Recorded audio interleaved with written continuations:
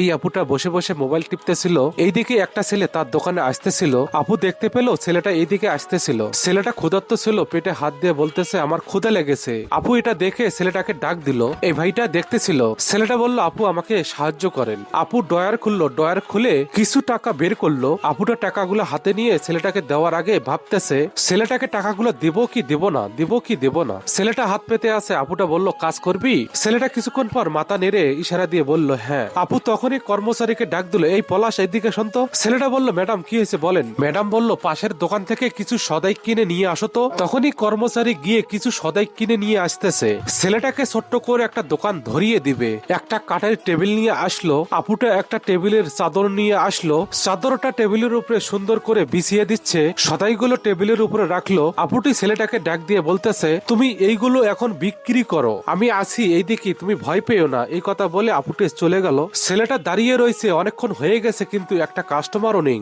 ছেলেটা চিন্তা করতেছে এখন আমি কি করব। পেছনে তাকিয়ে দেখলো আপুটা দাঁড়িয়ে দাঁড়িয়ে দেখতেছে এইদিকে। ছেলেটা দেখতেছে আপুটা বুঝতে পেরে দোকানের মোছামুছি কাজ করতেছে। ছেলেটা ভাবলো আমার মতো করে দোকানের মালগুলো সুন্দর করে গোছিয়ে ফেলি। আর দোকানের মালগুলো সাজানোর পর আপুটা দোকানের ভেতর থেকে সবকিছুই দেখতেছে। আর আপুটা মুসকি মুসকি হাসতেছে। কিছুক্ষণ পরে একজন বাইকে করে আসলো। এসে বলল এই আমাকে 10টা দিয়ে দাও তো। ছেলেটা সুন্দর করে সাজিয়ে গুছিয়ে গুছিয়ে কাস্টমারের হাতে দিয়ে দিল। কাস্টমার পকেট থেকে টাকাটা বের করে ছেলেটার হাতে দিয়ে দিল। আর একটা কাস্টমার আসলো, জিজ্ঞাসা করলো কত টাকা করে। ছেলেটা বলল 5 টাকা করে। কাস্টমার বলল তাহলে আমাকে দিয়ে দাও। তখনই প্যাকেটিং করে দিচ্ছে। পরবর্তীতে আবার কাস্টমার আসলো। পরবর্তীতে আবার মালগুলো সুন্দর করে গোছাইলো। গোছানো শেষ করে দেখতে পেলো অনেকগুলো কাস্টমার তার দোকানের সামনে ভিড় করতেছে। সবাইকে সে মালগুলো গুছিয়ে প্যাকেটিং করে দিচ্ছে।